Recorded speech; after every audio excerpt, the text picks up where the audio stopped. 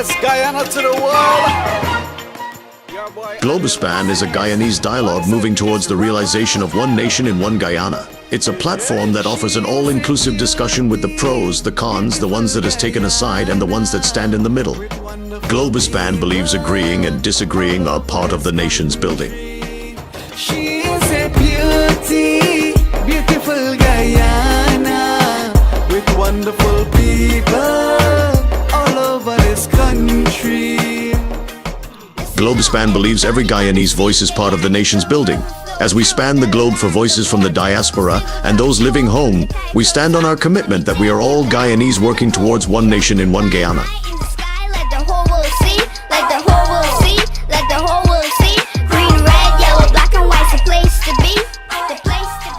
As the world turns on its axis bringing changes, we as Guyanese must adapt to those changes for a better Guyana for all. Globuspan stands on its axis with its belief that one nation, one Guyana, one destiny must include voices from all corners of Guyana. With many flavors, 6 different people blended together. Raise your flag high in unity, we're family with one destiny. Raise your flag high in unity.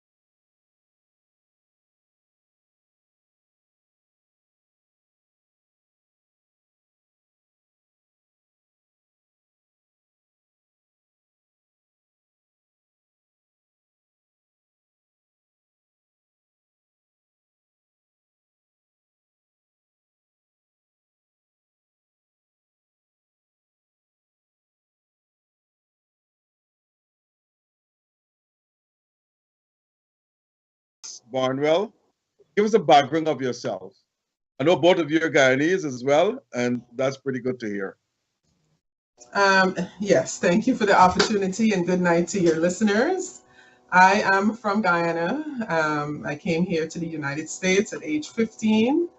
I live here in the Metro Atlanta area. I am married with 2 kids. I have been in the entrepreneur space for the last 30 years. And Miss Mollison? Same. I born in Guyana, came to the States at 10 years old, grew up in Brooklyn, New York, and came to Atlanta after undergrad. Always knew since high school that I wanted to be an entrepreneur. Go Bertram. I went to Murray Bertram High School for Business Careers. So started that journey in the 10th grade at age 15. I've been an entrepreneur now close to 30 years as well. And I operate in Metro Atlanta, Charlotte, North Carolina, and Guyana, South America. Wow, that's very, very good. Now, Miss Mollison, you said you knew you wanted to do business, wanted to be an entrepreneur. What signal did you get to know that? My grandmother. just say your heart is and you like talk, you gotta get your own work. Okay. very early on, I knew I liked to be in charge. I really wanted to chart my own course. And, back then in New York, they used to have this program called Arista, like an advanced academic program. And if you did really well in Arista, you got to apply and test into specialized high schools. So I tested, and my number one choice was Murray Bertram High School for Business Careers, because they had back then in 1987 what was called co-op. So I got the opportunity to go to school one week and work in corporate America the next week. So I've been working in corporate since I was 14 years old, and worked. My first job was at Apple's Savings Bank on the Upper West Side on 72nd, right around the corner from Central Park. And I worked there all the way through sophomore year of college, and they helped me pay for school. So it was a fantastic experience. Thanks. And Miss Barnwell, what led you to start your own business? What signal or what was the turning point in your life to say, well, look, I want my own business?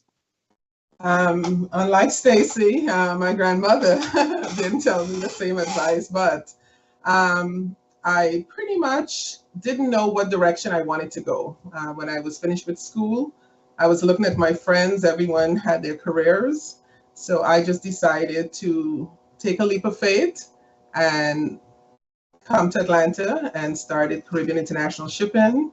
And that's pretty much how I got started. Tell us So what type of business. my first opportunity at a full business. How old is your business at 30 years? Pardon me? How old is your business?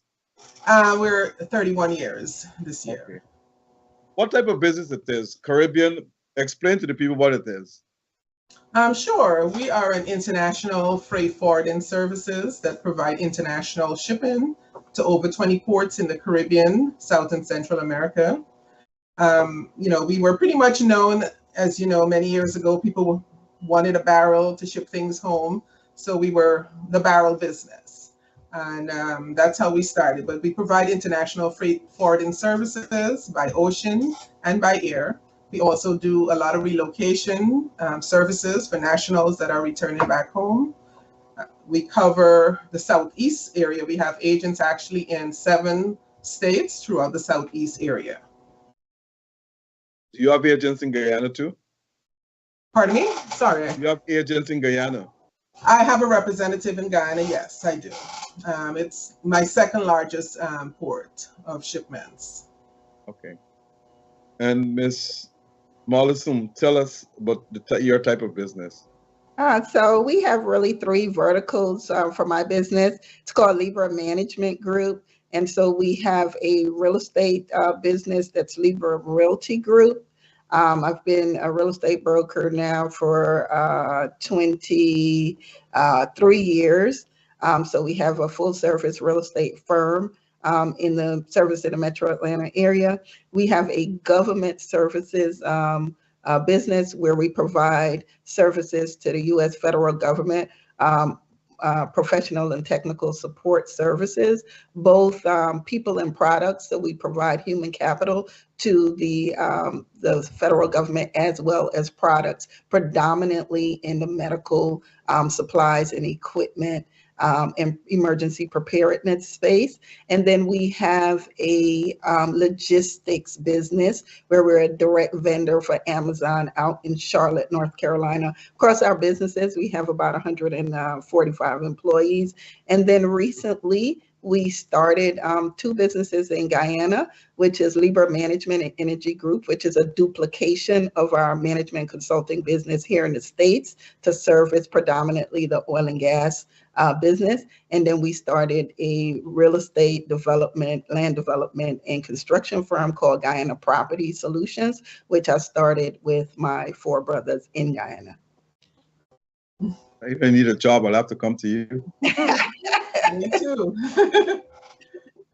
You have 145 employees, but what you said is service the oil and gas. What explain that to our listeners?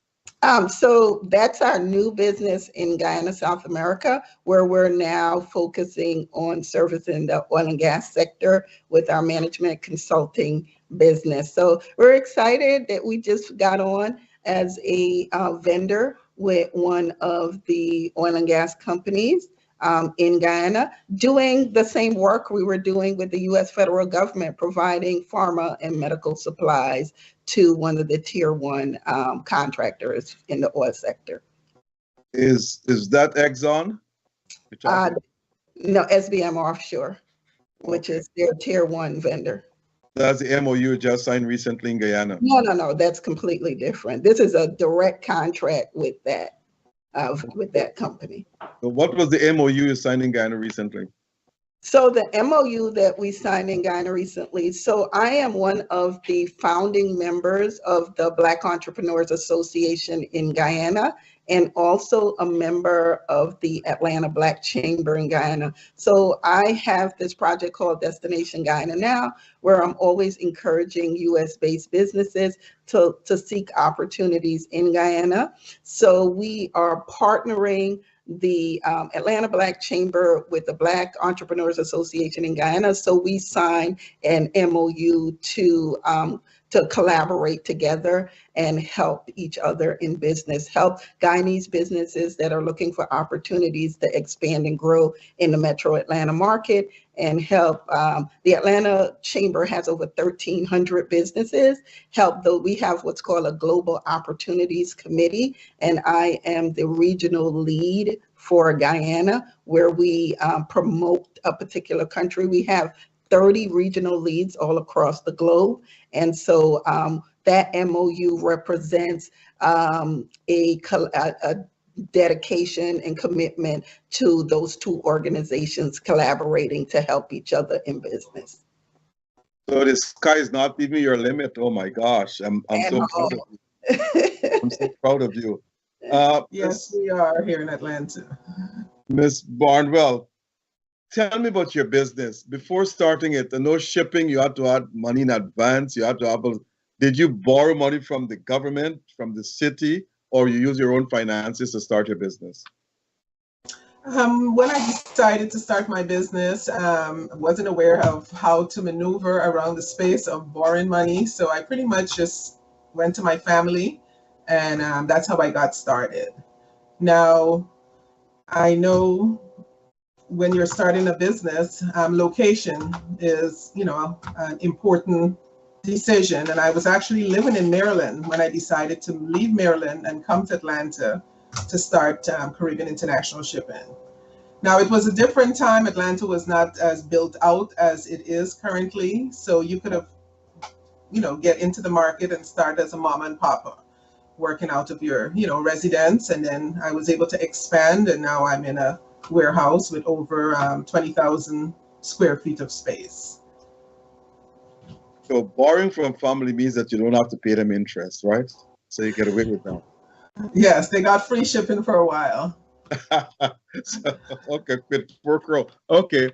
The same goes to you, Miss Mollison. Your business, did it call for a lot of capital up front, or you started with your own finances, or from family too? I started with my own finances. I invested the first $10,000 of my own personal cash into the business to get started. Wow. And it took off from there. You hadn't seek any other loans or anything of the sort? No, I didn't. Yeah, I didn't do loans in my business for the major part of my business. So now we're expanding and looking at our other opportunities. We want to get into business of leveraging other folks' money now. But none of you will think of going on Shark Tank. No, I've done pitches though. I've definitely done a few pitches, definitely. And you know what? I did have, when I started my government business, that was really going into a whole different vertical from our real estate business. And we had changed our business model from just focusing on real estate sales and services into providing more management consulting and support services to the federal government. I did have an investor, Tom Mays, a fantastic guy, who really saw my vision, and he lent me $25,000 to invest into that business. Well, you have an ally in Shark Tank, Barbara Cochran. She was a real estate person too in New York. Okay. So how old is your business, Miss Mollison? We started in 2006, so that's 18 years now. And when did it become profitable? From the start, or a few years into it, or when? I think it early on, because I started in real estate, and I was working in law enforcement at the DeKalb County Sheriff Department, and so I was still working there when I got my real estate license, and so all the folks there, I sold them all houses. So I did really, really well beginning, because I literally had people waiting for me who waited until I finished my real estate course so they could purchase through me. So my real estate business did really well quickly, because we had a strategic approach there. And then I started my business in the downturn during the foreclosure crisis, and my business was focused on distressed assets. And so I started working. I moved directly into not working person-to-person transactions, but working with asset management firms and large banks and stuff. So my business grew really quickly because I found a niche area in which I got into. So you were a sheriff. Yes. You did not disclose that at the beginning, though. Yeah, people who know me from Atlanta know that, I worked at the DeKalb County Sheriff Department for almost 8 years. And those people, look, I have done so many transactions with the folks at the Sheriff Department. Thank you, y'all. Y'all really have my business. Didn't know that, Stacey. Just learned something new. Yeah, I learned something new too. That's great. But just adding to what the question you had asked, I mean, we are looking for some funding right now because I'm actually looking to purchase my own building. So Stacey, we'll talk. Yes, but I think that's the next step for us in growing, is purchasing our own space. And I'm looking to put together a portfolio and work with the SBA. So Stacey, I will not even need money to borrow who to come to, right? Okay, but then. Now, Ms. Barnwell, tell me something. When you started your business, like shipping and so forth, it did not need much cash up front. And if you ship a barrel today, this means you get paid, you make a profit right away. Were your business profitable from the start, or you had to wait for a while too? No, it wasn't profitable from the start, because it takes time to build up enough clientele to make your shipments profitable. But we were consistent with the service we provided, and that helped us to grow quickly. Atlanta also was a growing market. The Olympics came here in 1996, and quite a lot of Caribbeans followed the Olympics. So the market grew quicker. So I would say in our 5th year, we probably started seeing profits. But it was also important to us to reinvest in our business, to buy equipment so that the job could be a little easier and more efficient. We bought vehicles. So while we were seeing a profit, we were using that profit to reinvest in our business. I just want to tell our listeners that I'm getting a lot of questions already for these two beautiful women, but please bear in mind that I cannot ask all the questions. I will ask the ones that are relevant and most important. So just bear with me on that. Now, one of our listeners, Miss Mitchell, that's a funny name, Deborah Sue. She has asked me this question. Did any one of you went to business school or have an MBA? Who wants to go first? Well, I'll go first. I did not. I got the entrepreneur bug right after my 2nd year of college, and then I came out of school and came into this space. But I'm hoping that's one of my personal goals, to go back. Yeah, I didn't go to business school. I did go get my MBA, but my MBA was in counseling psychology because I thought I wanted to be a therapist. I was a therapist during my entrepreneurship journey, worked in private practice, all of that kind of stuff. And then I still want to get my DBA, which is my doctorate in business, because I do in the next 10 years or so, when I'm finished the entrepreneurship journey, I do want to do a lot of teaching at the university level. So I'm still considering doing my DBA just because I do want to teach grad school, teach business. That's very good to hear. So you also were a counselor, that's what you're telling me? Yes. Look, I had plenty work, plenty different jobs. Okay, tell me what else you did. Moment. Let's get no, tell me what else you did, Miss Mollison. Tell me what I have to keep in contact with you. What else you did? No. Yeah, I definitely did a little bit of everything. But you know what?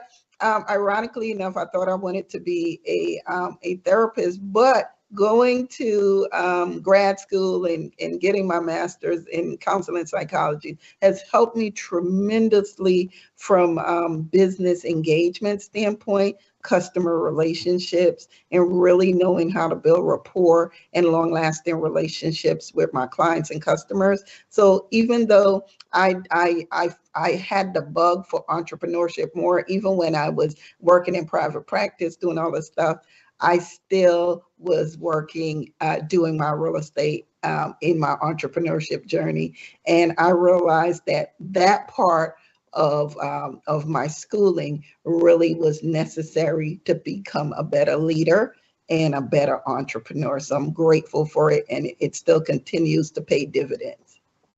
What part of Guyana are you from? I'm from New Amsterdam, Berbice, Tugberg. Southwark? And you, Miss Barnwell? I'm from Durban Backlands in Georgetown. Okay. Okay. So I have a question for both of you here, and this came from Tyra Ferguson from, I'm from Barbies too, our neck of the woods, from Alnis, Alnis of the quarantine. Of the quarantine, yes. She said, ask this question. As females, and especially as Black women, was it difficult to start your business in the States? And did you all have any mentor or mentors? I'll start. Absolutely. I think it's difficult, particularly as Black women. We get this moniker of, we're aggressive, we're too assertive, we own way, whatever, all those negative isms about who we are. So I think it's always, and then of course there's misogyny, right? We're not smart enough, we're not capable enough. And so difficult, yes.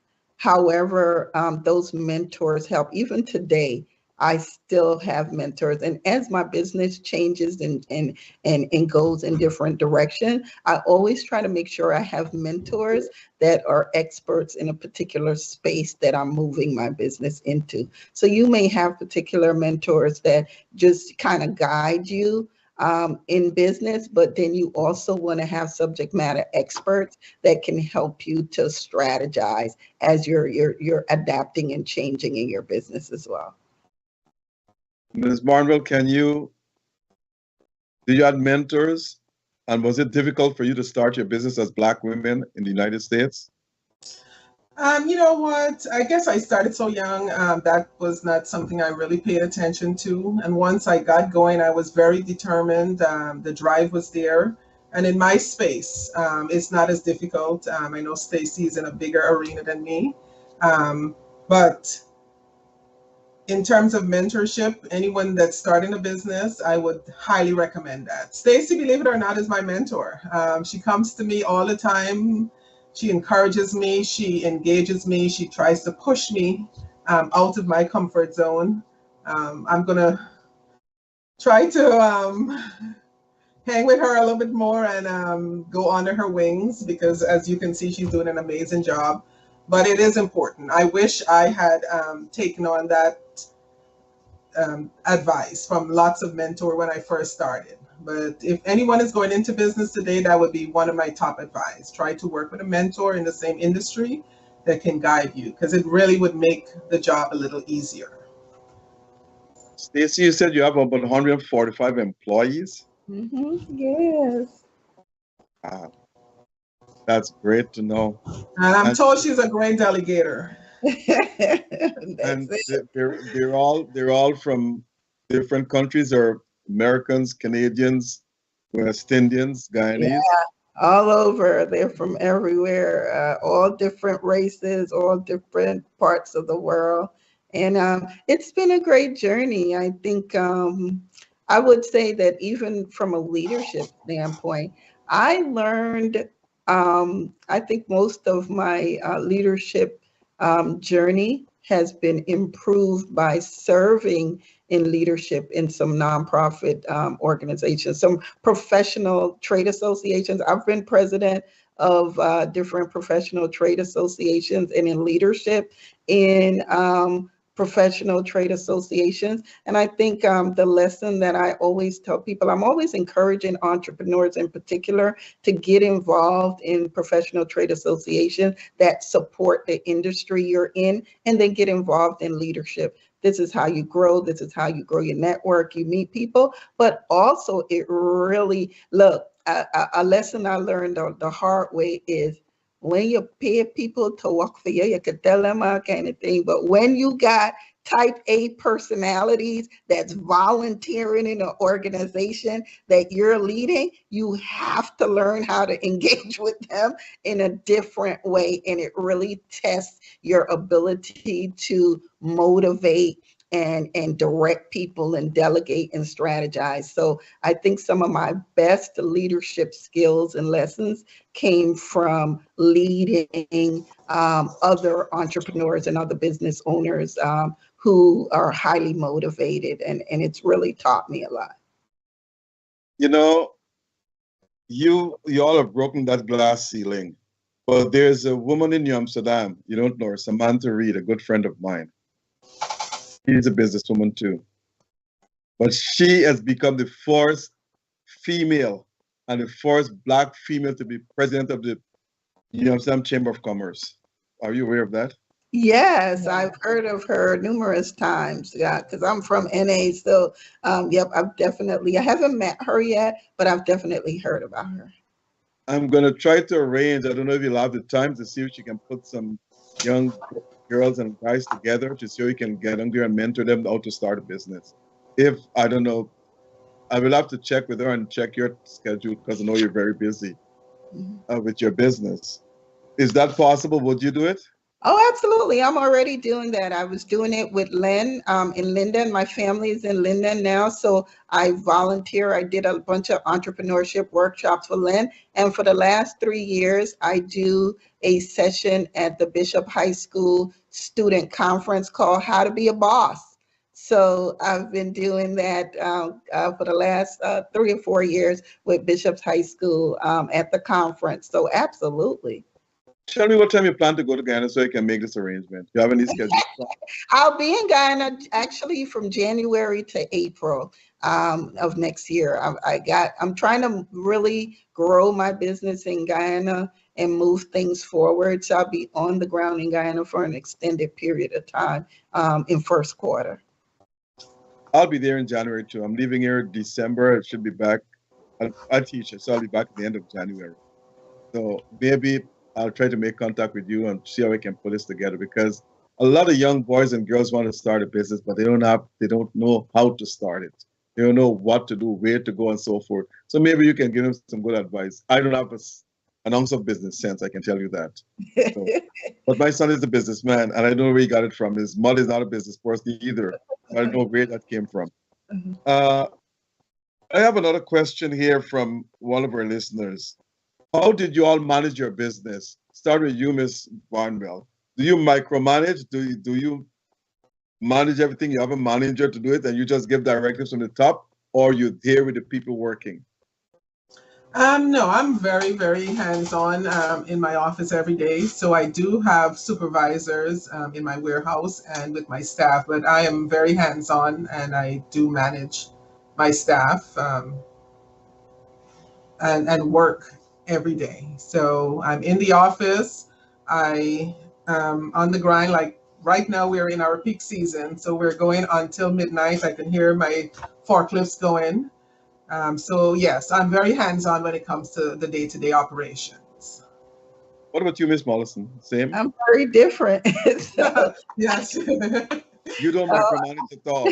yeah, I one of my mentors, Paula Watts, one of the things she taught me, and also in real estate, there was this guy named Bob Shelton, and I remember early on in my real estate career, this guy Bob Shelton, he's now deceased, but fantastic person, and I went. He had this thriving real estate business in South Carolina, where he literally was the largest real estate firm in the entire South Carolina, and had like over 1,000 people working for him, just crazy all over the state.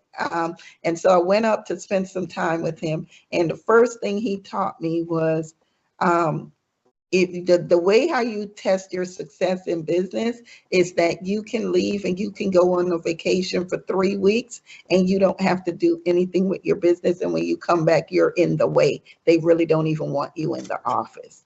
And so he said to work on really growing a business that's centered around processes and people, and making sure that it doesn't matter who you take in and out of the system, as long as the system holds and you can replicate that as you grow your business. That's what you need to focus on. And the other thing that Paula Watts taught me is you should focus on being what's considered a corporate monitor, where your job is very high level and you're doing the strategizing, you're doing the client relationships, and then you have people under you who can take those things forward. So I'm constantly working on that. I have operations managers, accounting managers, different people that handle different parts of my business. Let me ask you all a question. This is a question came from our listeners. I am not getting a chance to ask you all questions because our listeners asking all the questions here. Does any one of you have your family members working with you? Miss Barnwell, you said you have your husband working with you? Yes, my husband and I are partners, co-founders, co-owners, but yes, we do have family working with us. But like Stacy, I mean, my goal is definitely to relinquish some of the day-to-day operations so I can expand in other areas, because in today's business, you have to be multi-facet to be successful. And in one way of having to do that is to try to get new infrastructures in place, whether it's a software, like Stacy said, you can step away, but still you can get the information that you need. And that's where I am right now. So I'm hoping that 2025 brings me that, so I can have January, February, March, April, 4 months of leaving the office, and it will still continue to run. And I will extend the same invitation to you if you have the time to see if you can mentor some young business entrepreneurs in Guyana as well. Miss Mollison, your husband helps you too? No, my children. So I will say my family is in my business. Both my children and my ex-husband handles my finances, the books. He's a tax accountant, and then both my children, my daughter is actually my hiring manager in my logistics business here in Charlotte. She just graduated from undergrad, and she's currently getting her MBA. But she, after she finished undergrad, she moved up here to Charlotte to help me run this logistics business. So she's my hiring manager here. And then my son, he started his own business, but we had been subcontracting to him through the labor management business, so he could learn government contracting, government services and stuff. And then my family in Guyana, like I said, the company that we just started out in Guyana, both companies, my sister-in-law is my country manager, and then my 4 brothers are all a part of the business. That's good. That's what brings success. Your 4 brothers and your sister-in-law and your ex-husband and your kids. That's great. That's fantastic. Okay. The other question I'm going to take from my listeners here. Do you know of any other Guyanese business women in business? Oh, gosh. In Atlanta. Tons. Oh, yeah. Well, I know Stacy will expand more, but Atlanta is such a great place. And let me tell you, I am so proud of our Guyanese sister here. They're always ready to collaborate, with other businesses. We really work good together. So it's a very dynamic group. I can't even start to name, but we have quite a few here in the Atlanta area. Yeah, and I think Sharon and I are a prime example. You know, I use Caribbean International Shipping as my shipper of choice. And we've had a fantastic relationship that's grown into a great friendship just through our business relationship. I met her through business, starting to utilize her services, and just loved how, you know, open and warm she was. And then, you know, just her willingness to help and to adjust and help you meet all your needs. I just thought she was a fantastic business person that I would like to have in my network. So that's kind of how we started. And I feel like in general, the business community, I tell people Atlanta business community is very different from most places in that I feel really embraced here. I think I've been really able to thrive and succeed in the Metro Atlanta marketplace because it's just very different. I've been all over the world, all over the country, meeting businesses in different business environments. And I still think that Atlanta is one of the most dynamic places for Black women, and it really allows you to thrive. And so people like Dr. Tiffany Bussey and Danita Harris, who run the Morehouse Innovation and Entrepreneurship Center, they have been amazing to me. Dr. Bussey, she's Caribbean as well. And I just think that there's so many people in that space. My mentor, Paula Watts, and I've just really been embraced, and I try to take that forward. I've had so many hands helping me to grow and thrive. And so that's why I have such a passion specifically for seeing other women entrepreneurs grow and thrive, and whatever I can do to support and help. Dr. Buzzy, she's from Jamaica. Yeah, you know Dr. Tiffany Bussey? You know Dr. Bussey? And she's at Morehouse? Yeah, Okay, I think I met her before, yeah. Yeah. Okay. Now, another question for you all. And this for you, Miss Mollison. You said you lived in New York. This listener wants to know why you leave New York and went to Atlanta to do business when New York has more opportunities. That's what she thinks. I don't know, but you can explain. I think I just explained it. So I look at it different this way. In New York, there's a glass ceiling for what you're able to do from a corporate and entrepreneurship standpoint. And I feel that New York is very segmented, right? And what's promoted there is really you working for someone, working at a corporate entity. Atlanta to me is the exact opposite. It's all about entrepreneurship in the Atlanta business environment. You know, I think that there's such a strong focus, particularly on women-owned entrepreneurs, that I feel like the support that I need is really more proficient there in the Atlanta market. Now, and then I don't like the cold weather, so that was one of the number one factors. So the snow was what really did it. But New York is not cold. I grew up in Montreal, Canada. I can't live there. Can't do that. I tell people I live in the States, but my body still live in Guyana. Okay. Miss Barnwell, there is something called Caribbean Container run by Patricia Bacchus in Guyana. Are you acquainted with her or acquainted with that business? No, I'm not. No, I'm not. I've never heard of that. Caribbean Container, Patricia Bacchus. She's my good friend too. Oh, okay. Yeah, they're somewhere up the bank. They had offices somewhere up the bank there. Just I think past Agricola or someplace. But they do a lot of shipping as well from the States and all over the world and so forth. Now, I have to talk to my friend Tyler Perry to produce a show on you all, Black entrepreneurship. Now, my next question to you all is this. What advice would you give to young Black women who wants to start their own business and prevent? Oh, the first question is this. When you all started your business, I'm sure you all made mistakes.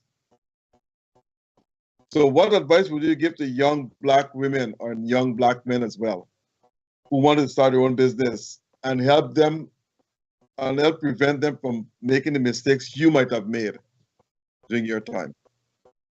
Okay. Well, I'll just, well, again, just to rehash what we said, it's important for us to research what business, what product, what service you're trying to get into. And do deep research, not amongst just your friends, but get out there. Right now we have the internet. Those are things that we didn't have when we started, or I didn't have when I started. I remember when my business was started, I was using a beeper. And we have evolved in so many ways. There was no GPS, there were nothing. So there's just so many tools today that can help. But of course, you do your market research. As we touched again, get a mentor in that industry that you're going into, so they can really let you know the do's and the don'ts and what to expect. But most important, once you have that passion, you have to have it in you. You have to have that determination. It's not going to go right. Challenges are going to come up. You just have to find that group of friends, to me, around you, or associates that can help you, guide you, and steer you in the right direction when challenges come up. I think I dealt with a lot of challenges on my own, and I wish if I had the guidance to move me forward, to let me know that this is not the end. Of course, your life changes. You just don't go. You have to give up a lot. Like, I think I gave up a lot of my. I invested my youth, so to speak. When my friends were out having a good time, I was, learning different softwares. I was learning how to promote my business. So there's a lot of sacrifices you have to make, and you just have to be ready. And I think, once you get those things in place, it's a good start to get going. That's why I'm so scared of business. I don't think I'm disciplined enough to do that. I just walk in the classroom, teach, and walk out. Yeah. What do you, Miss Morrison? The same thing?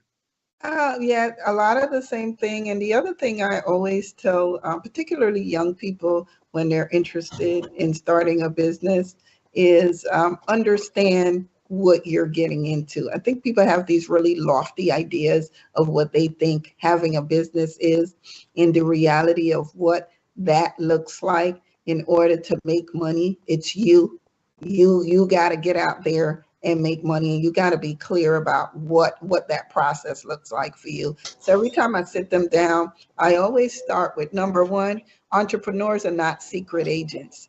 Like, there's no secret agents in entrepreneurship. You got to be out and about. And when people come to me to talk about business, the first thing I ask them is, okay, so you're starting this business, you've started this business. What organizations do you belong to that are in the industry that you're doing business? And the minute they tell me, oh, I don't really go anywhere and do anything, I say, stop. You need to go research this information, because I think the only way you learn about a particular industry, how you get in, what you do, some of the pitfalls, some of the obstacles and challenges, how to overcome those, is by being engaged with people who are already in those industries, finding the successful people there. And that means starting immediately to associate with the folks that the industry you're tracking. So I always start there. And then I tell people to set goals in 30, 60, 90-day increments. Here is what I'm trying to get accomplished in the first 30 days of establishing my business. What does that strategy look like for you? Tell me, what are the main things you want to do in getting a business established, right? Because all these people have, they start a business. I ask some basic questions. Okay, you got a business. Let's say you're starting a business. What is it registered? I have like 5 things that I have like a check off. If you don't have those 5 things, this business is not registered with the state. You don't have a tax ID number. You don't have a IRS TIN number. You don't have a bank account. All these things I ask in that first conversation. If you're getting ready to start this is the 30-day plan for actually setting up a business. These are the things I want you to. So always in very small bits and pieces. 30 days, this is the goal I'm trying to get to. 60 days, this is what, and then always see the level of commitment within those small goal sessions. Okay, in the first 30, did you really do all the things we set out? And then that really tells you what type of business person you're going to be. I have this message from one Chandra Singh. She says, Dr. Rose, and she's so nice in this question. I have my own business in Guyana, a clothing business, a bag business where I import high-end bags and sell to the upper elites in Guyana and so forth. But sometimes I do run out of money. I can't bring things in the country fast enough to sell it because I don't have the capital inventory. And someone wants to invest in my business. She's asking me what you all recommend, how much equity she should give to him. She said the business is almost fully there, but it's just that she don't have enough money to get inventory into the country fast enough. Want to know equity? Well, you know, yeah, I mean, that is not a simple question because you're allowing someone to be a part of your business. So you either can try, I guess, a loan from that individual and come up with a payment plan to give them back. Or if you want to incorporate them, you know, partnerships are not easy. You have to really sit and see, if, like Stacy said, if you have the same goals before I think you can have someone become a part of your business. So, yeah. And the equity is determined on what they're putting in, right? So for me, I would need to know more from her in terms of what is the offer on the table? What is the inventory capital that you need, and what's the return on that investment? And then that helps you to determine what kind of percentage you're willing to give up for that business. If I need $100,000, she says he will finance all the inventory coming into the country for at least another year. Yeah, but there's still some additional questions that I would need to know. And then I would need to understand, how did she vet this person? Is this person already someone that's an angel investor?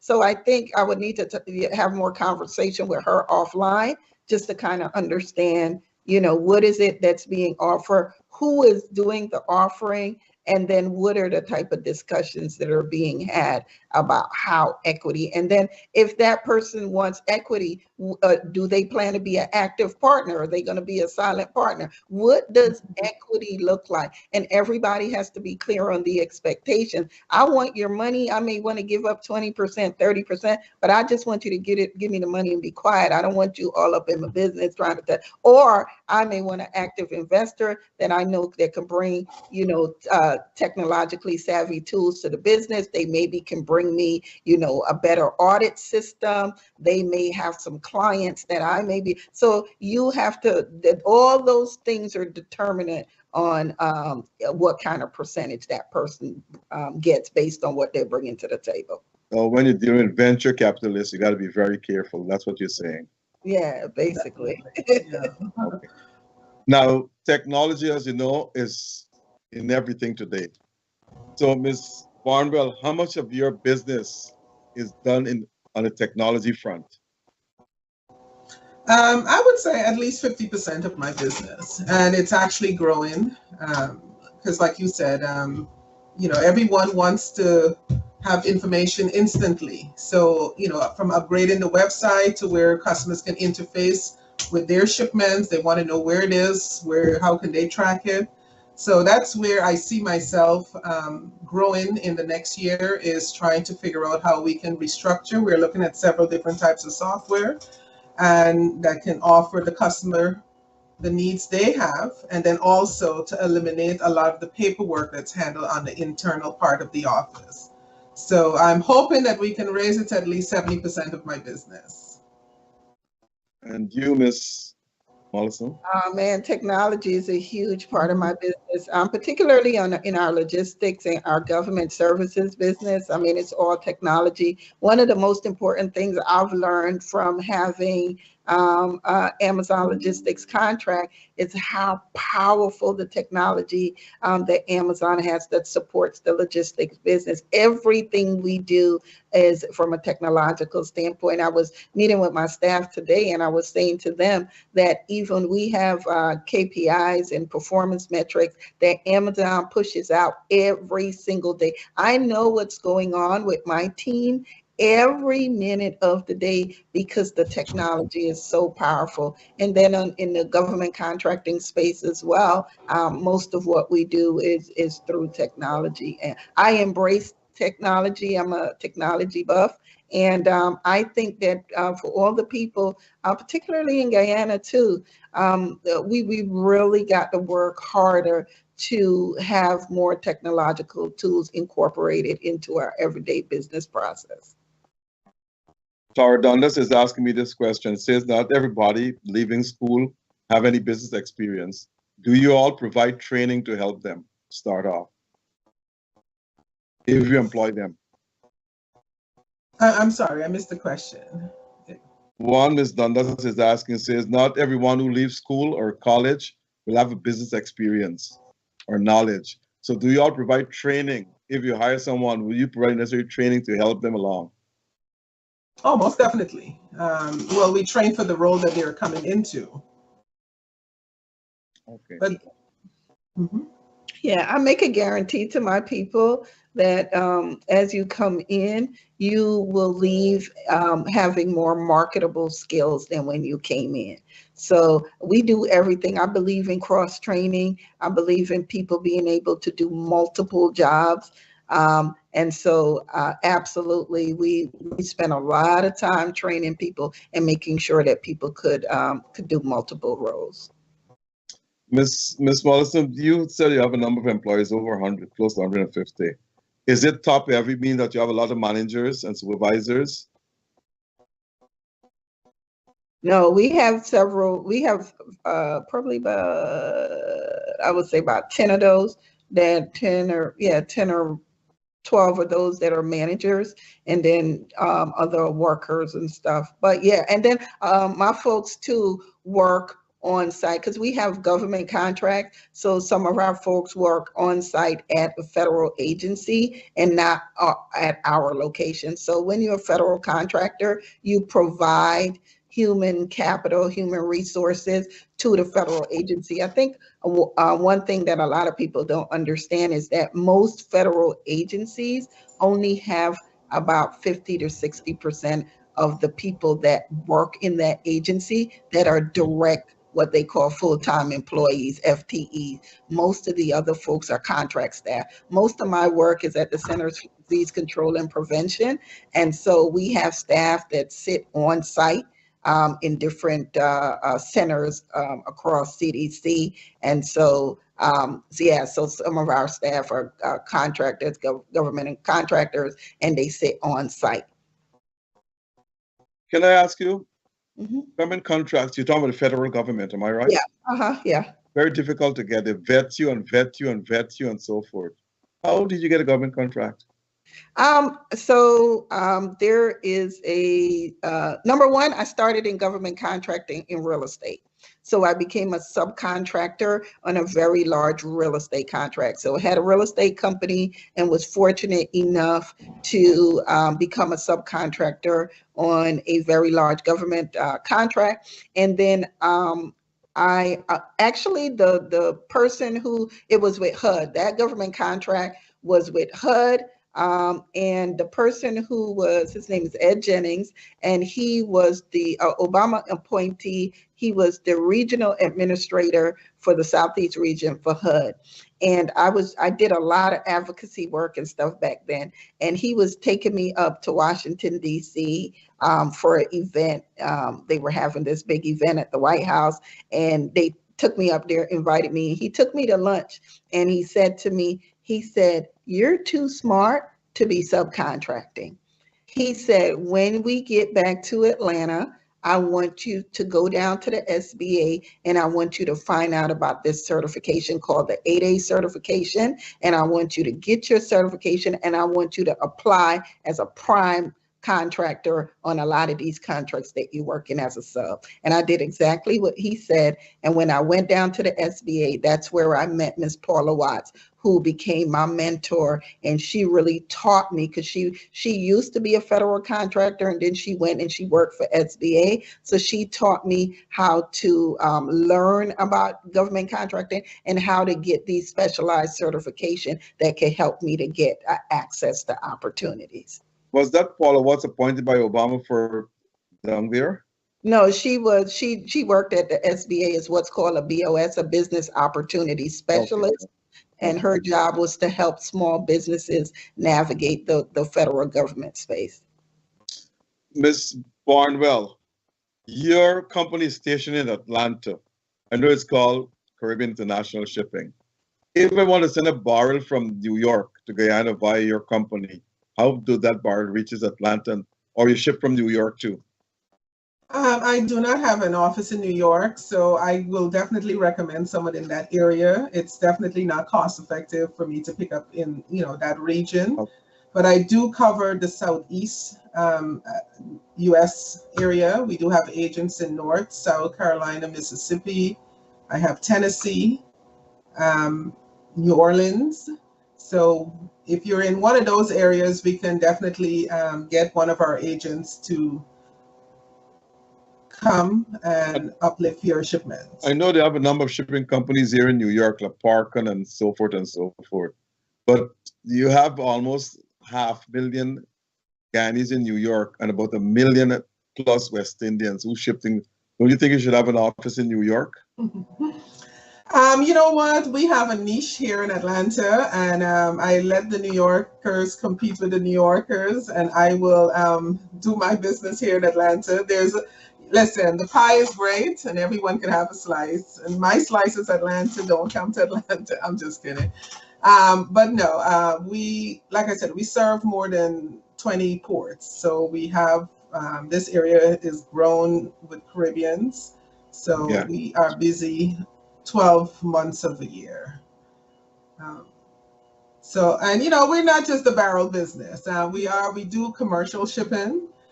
We do a lot of equipment. People are, especially in Guyana, with the Exxon contracts, people are getting contracts. They're buying equipment, farm equipment or road equipment to do work. So we can help source it for you. Then we can pick it up and we can ship it and ship it to you straight in Guyana. So we do more than just barrels. Mm-hmm. Great.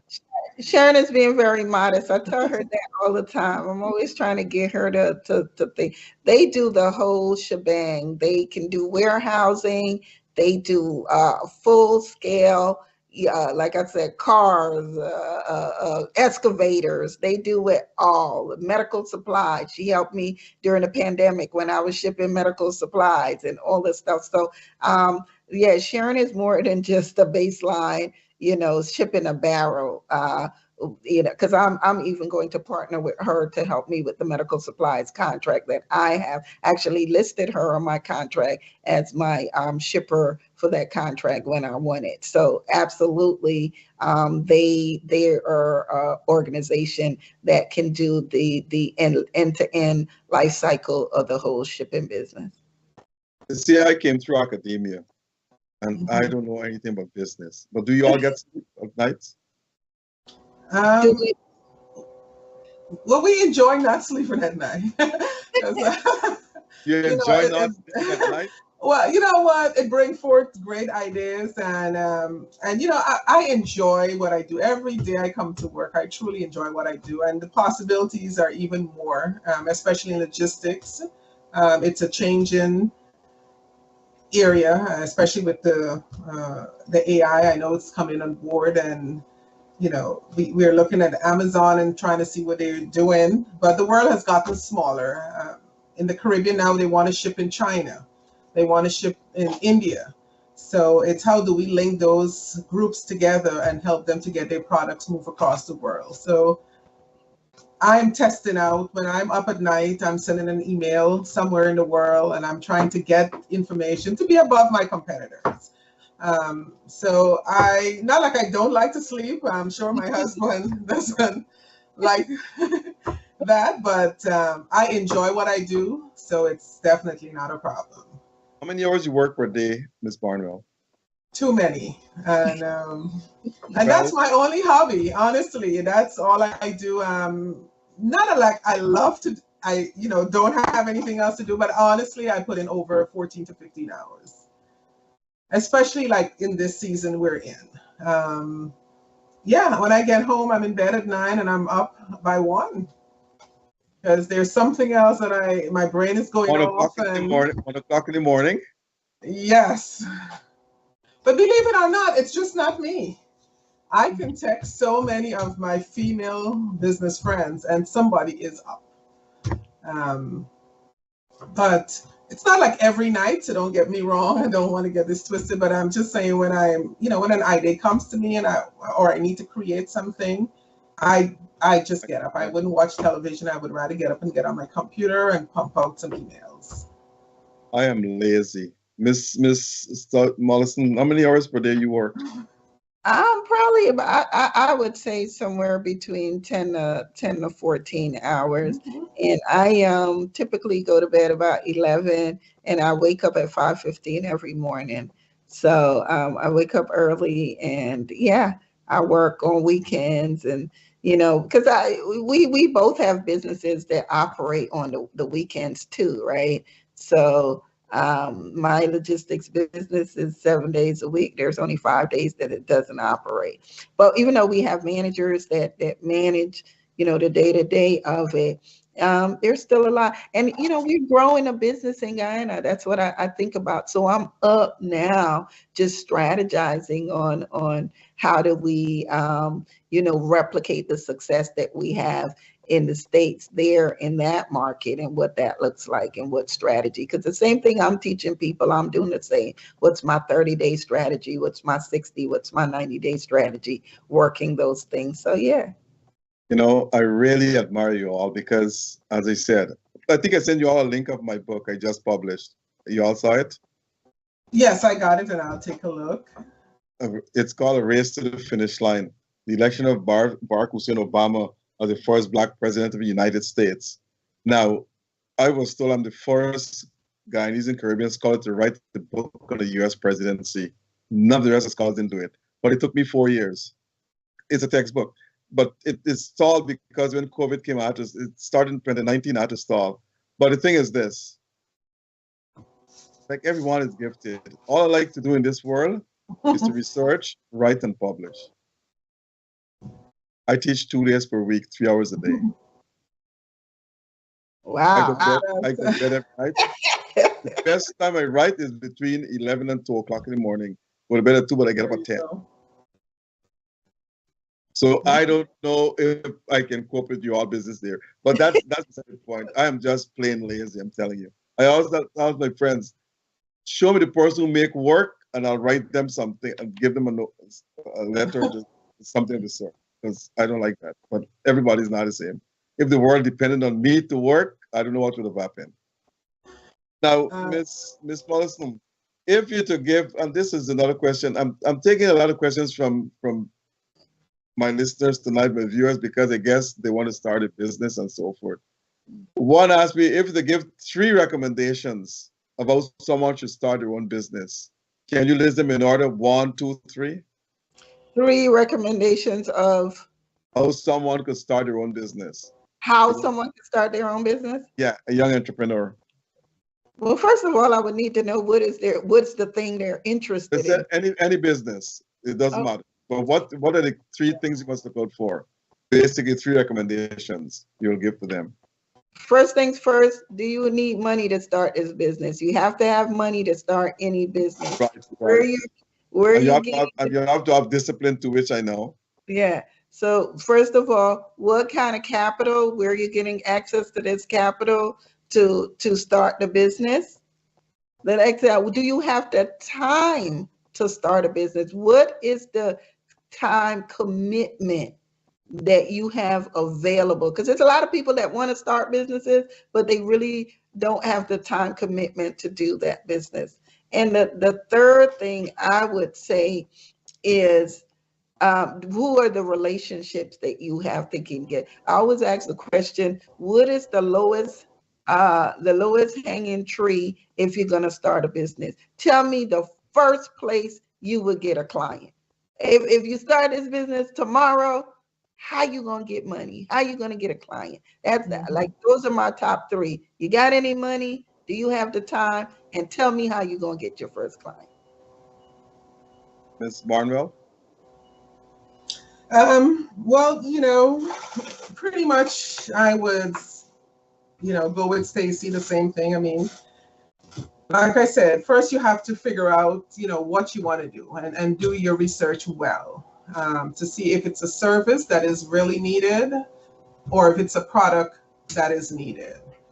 And once you identify that, okay, there's a need for that service or product, then how are you going to get it started? Is it something that you need funding for, or you can start as a hobby and then you grow it out?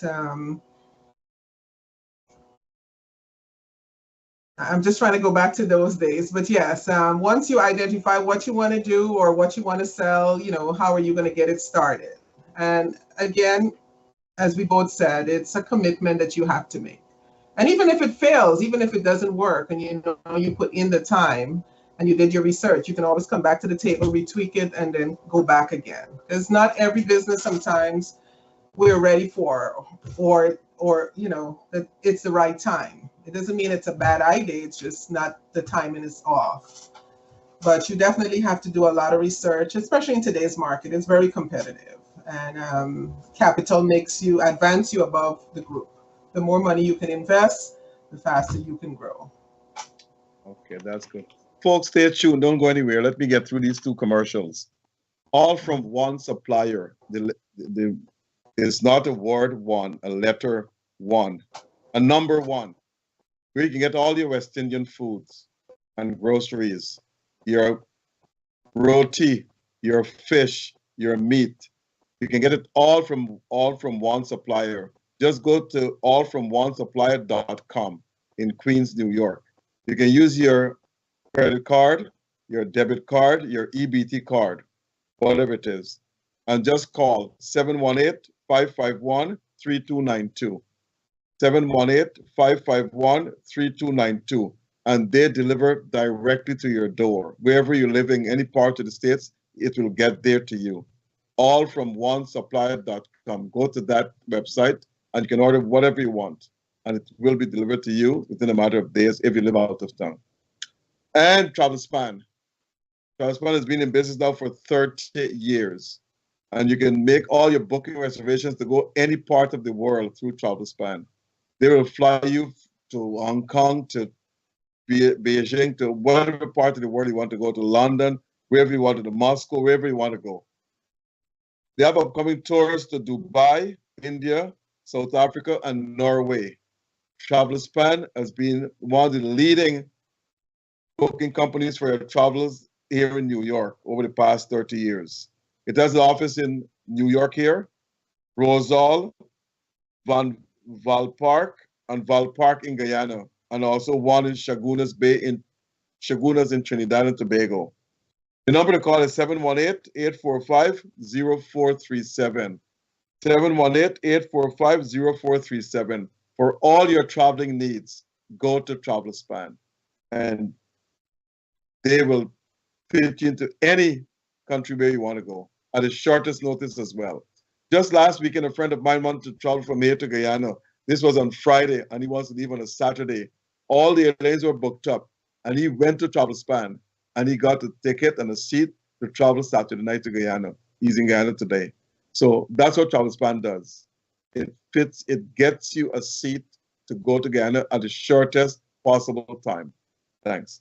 Now, coming back to you, Ms. Mollison.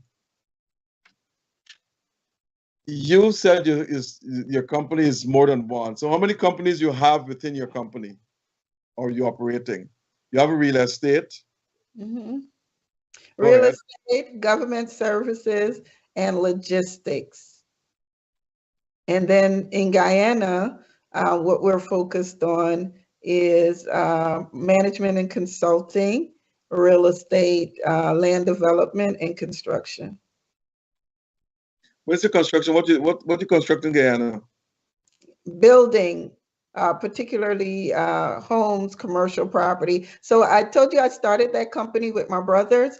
Two of my brothers are civil engineers. One went to UG, one went to UE. One has been living in Trinidad, building and developing, doing construction, subdivisions for the last 19 years. And the other one has been living in Antigua, been a country manager for a large construction firm. As a matter of fact, he now resides on Jumbie Bay, Long Island, which is a Caribbean getaway for the super rich.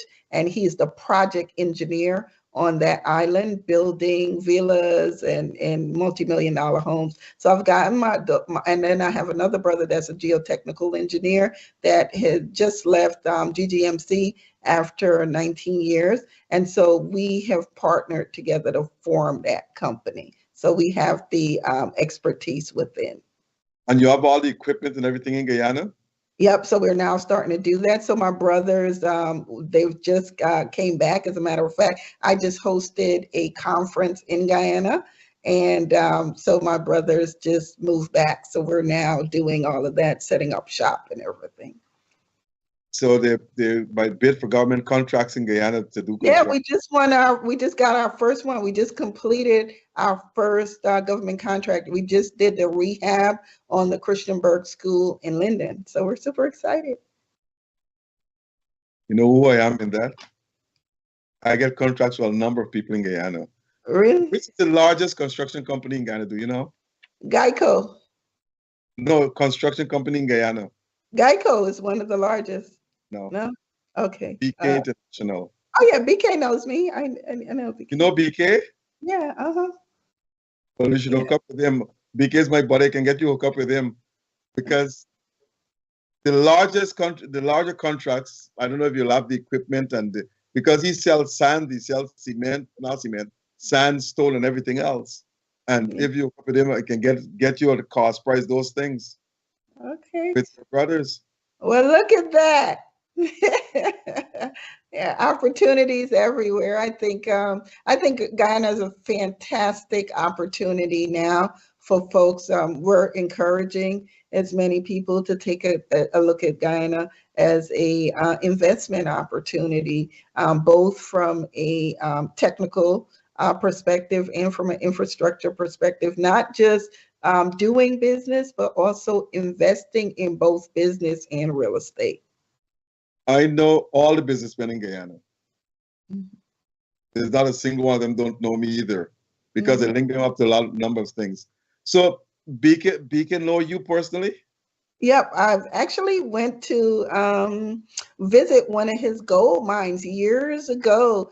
I've flew in Madia. So I wanted to see a gold mine. So actually traveled with him in his plane, and it was a fascinating experience. Yeah, so I actually got to go into the gold mine, walk in the mud into the gold mine, and see them actually shucking the mud out the gold, and it was fascinating. And then he took us to his quarry in just outside of Bartica. In Bartica, yeah. So yeah, but it was a fascinating experience.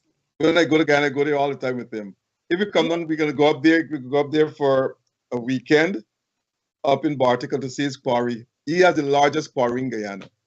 Yeah, that was years ago though. Yeah, but yeah, I wanted to learn, just to kind of see it. It's fun. I know he expanded his quarry. He has two now, one in Tom Bay, but BK is expanding rapidly, and I don't know. That guy's a business genius, and he always say, I've never been to high school, but that's what I know to do. Anyway, if you come to Guyana, I can hook you up with him. We can meet, have lunch, whatever it is, and we're ready to go up the interior to see his quarry, and you'll have a whale of a time there. But if your brothers are doing construction work, you have my number. They can contact me. I can get to him, and you get his stone and his sand at cost price. Okay, well, thank you. I appreciate that. See, relationships. That's right. But that's what I do. I just help my fellow Guyanese, you know. And I don't do any business at all. I got an NGO in Guyana where I just help the people in my district. That's Fort of the Quarantine, where I'm from. But I know you don't know those areas, so I wouldn't mention the name. But I don't want to get into business because I said I'm too lazy and I can't manage a business. Yeah. But is the truth though? Yeah. I'll say this, and OBK is listening. In 2022, he was in the United States to purchase some equipment and so forth. He was building a new airport at Ogle. And if you should come and see that airport, you should see that building size. Oh my gosh. And he left me in charge to manage it. But he had a manager there, managing director, an assistant. He had an office manager, a chief floor, and everybody else. He was in the state for 6 weeks.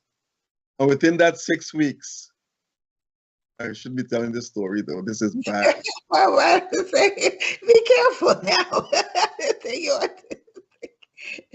I fired his managing director, his assistant managing director, the office manager, and the chief plumber.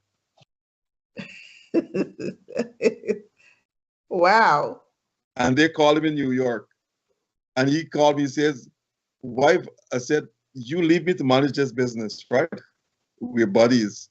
But if you want to tell me what to do, then you come back and manage it. I'm quitting. He said, no, but why you fire these guys? I said, when you come, I'll tell you. And I said, you don't need them. And that place completed without those guys. And he always thanked me for saving him a lot of money. I saw when I look at what these guys are doing, when I look at the model, I said, you don't need these people. Just get a common supervisor, show the guys what to do, and let the guys do the work. They're tradesmen. And that's what I told them. You don't need no manager, managing director, deputy, an office manager, and the chief plumber, he was lazy. So I got 2 other plumbers to work, and these guys completed everything. You know, what would take him 6 months, these guys did in about a month's time. So my thing is that's why I can't do business, because I'm not caught up for that. I'm really not caught up for it. Okay, coming back to you all, it's not about me, it's about you all now. Now, we have about 10 minutes more to go. So, Ms. Barnwell, tell me something. Your shipping company, you ship what? Everything to Guyana? Sorry. Well, we ship, yes. Of course, we don't do hazardous materials, live animals. Yeah, I was going to ask about hazardous materials, if you have permit to ship those. I work along with some carriers that can definitely assist us in that, because it does require some additional paperwork. But we are specialized in the household effects and, small commercial goods, which includes, vehicles, farm equipment, those type of goods. Building materials, we're starting to see a lot of building materials go out throughout the Caribbean.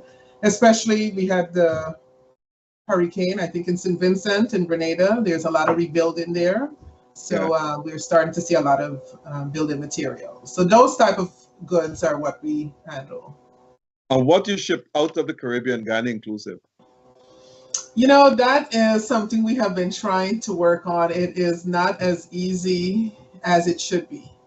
I've had a consultant, one of my guys here in the office, that makes lots of trips home to Guyana. He's been through the process over and over, and we just cannot seem to get it up and running. And, even the big shipping lines, I don't want to call their names, no one is shipping out of Guyana, so there is a need. If anyone is talking about doing business, that is an awesome business, to move cargo from Guyana to different destinations, either in the Caribbean or up here to the United States. Sometimes it takes the shipping lines over 6 to 8 weeks before they can send a container from Guyana, because they just don't have enough cargo leaving Guyana coming up to the US.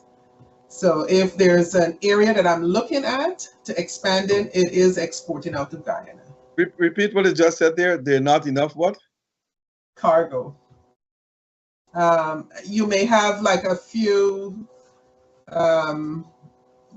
companies that have contracts, but in terms of like all of the products that Guyana make, everyone in the United States would like it. Like I have an international store here in Atlanta, and he is the only one in the Southeast region that brings up a container load out of Guyana into this area. Now I know, yes, there is New York, and I should take back that because I'm sure there's a lot of products they can buy enough stuff to fill a container.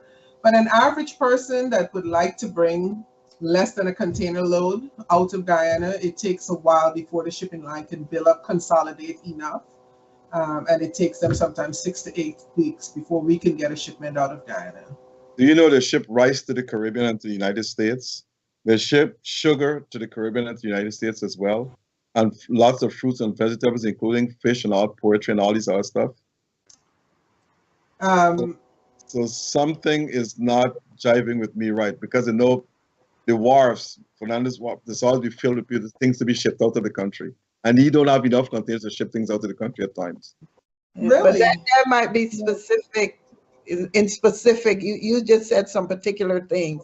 Fishing, this, they may have specific contracts, like she was saying. They may be specific contracts that you have that you're shipping a specific product. But in terms of the overall, just Guyanese being able, there's not enough export. There's a lot of good, particularly for goods that can be sold in the U.S. markets. Smaller goods from smaller vendors, small businesses, not large scale business. There's not enough of those. Okay. Okay. But that's something to explore though, because Guyana now is on the world map, and people are doing a lot of investments. As a matter of fact, I was told just recently that the amount of things ExxonMobil ships or contractors ship into Guyana for ExxonMobil is in the trillions of Guyana dollars on a yearly basis. Right. Imports, yes. Mm-hmm.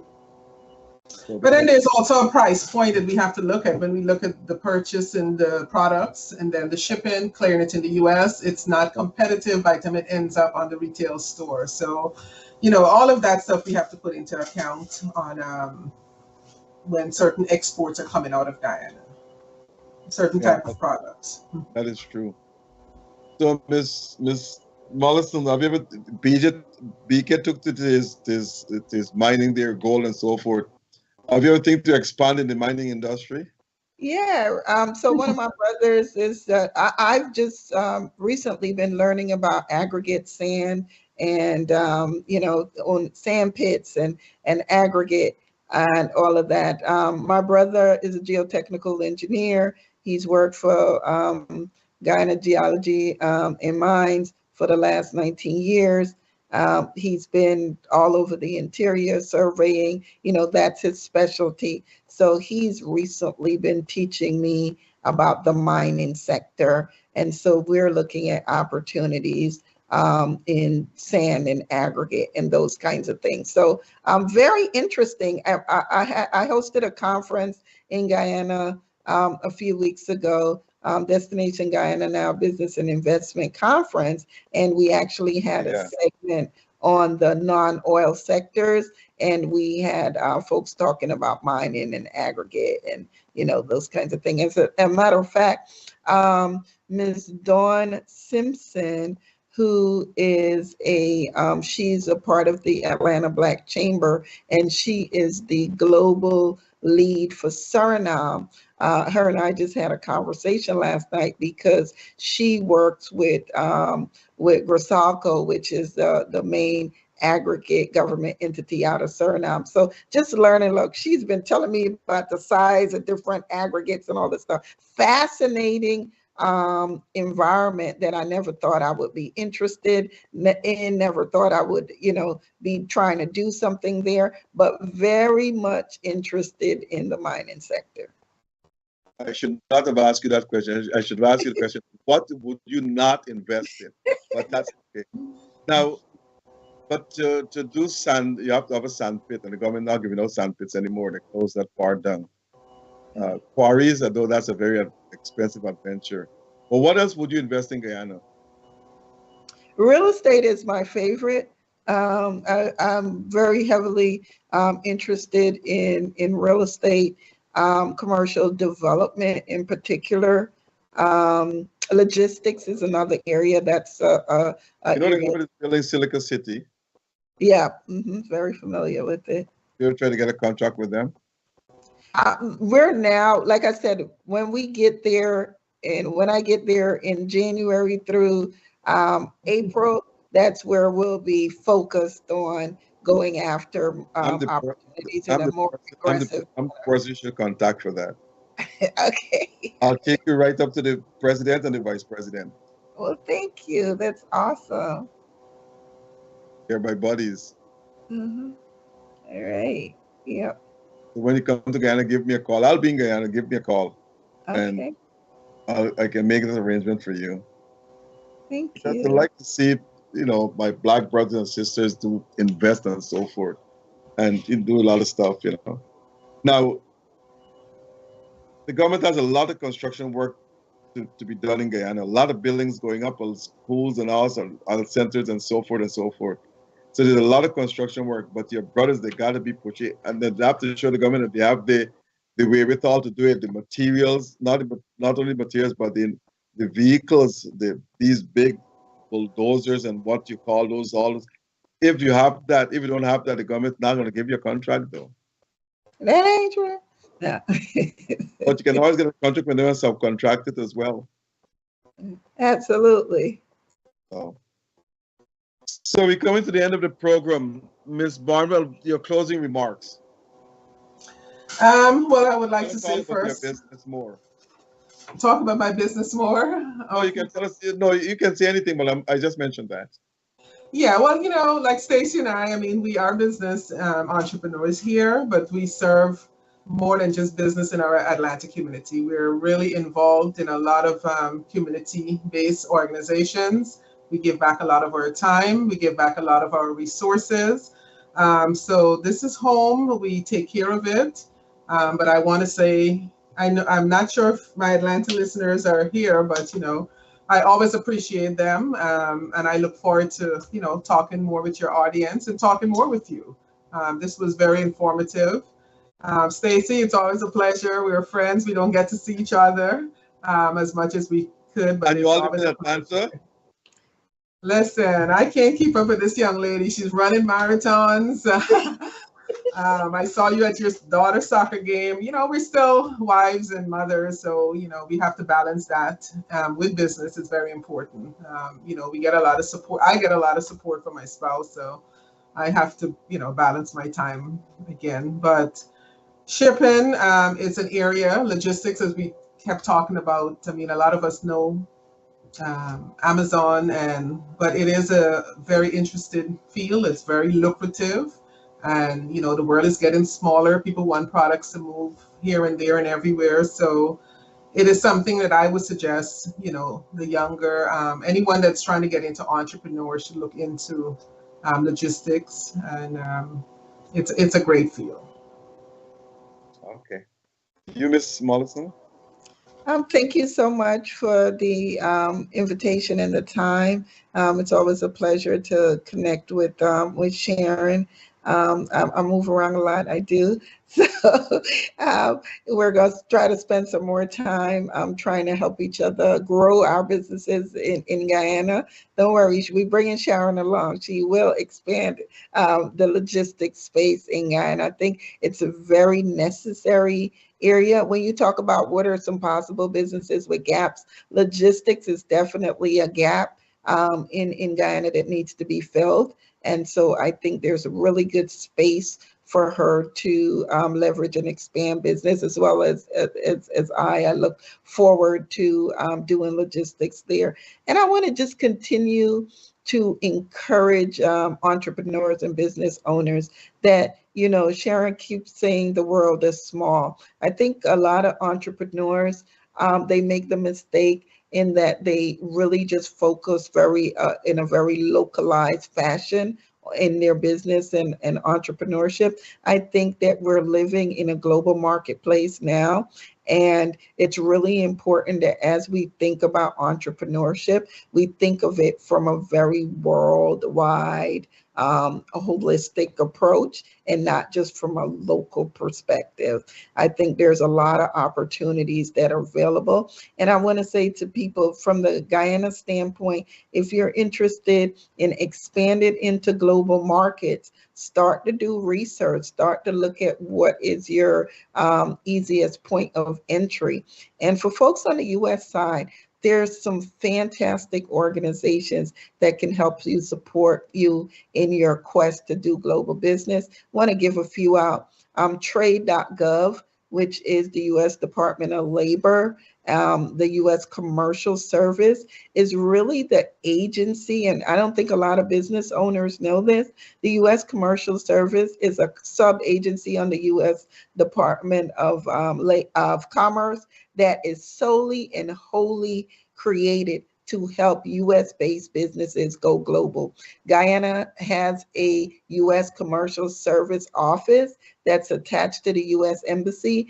Daniel Gaines is the senior commercial officer there, and his purview, especially if you're looking to do business in Guyana, is to be your conduit as a US business into the marketplace in Guyana in a very protected environment.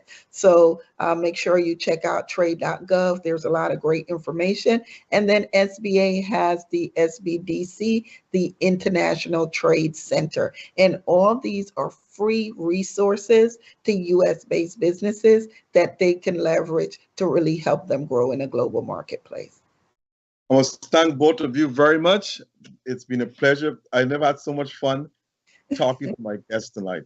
This means that I will have to bring you all back sometime next year, because what you all are doing and what you all are investing and it's fantastic for the Guyanese community and the Caribbean community. We broadcast all over the world to hear and to know that we have two Guyanese women here who are making it in the United States against all odds. And I think that's very, very important. I want to thank our listeners for listening for this program, and thank our sponsors, because without you, this program would not be made available to the public. I must thank Noir Singh for making this program available, Devin Bissoon, Ryan Gobin, as well our technical directors for making this program available worldwide. And as I said to you, this has been broadcast worldwide. But before I go, I have to give a plug to my book. It's called A Race to the Finish Line.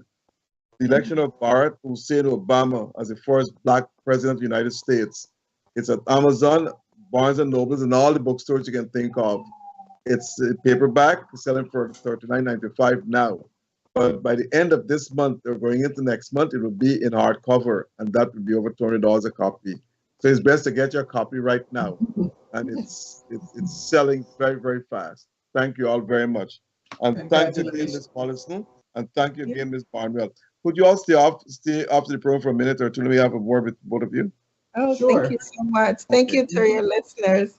Thank you. Right.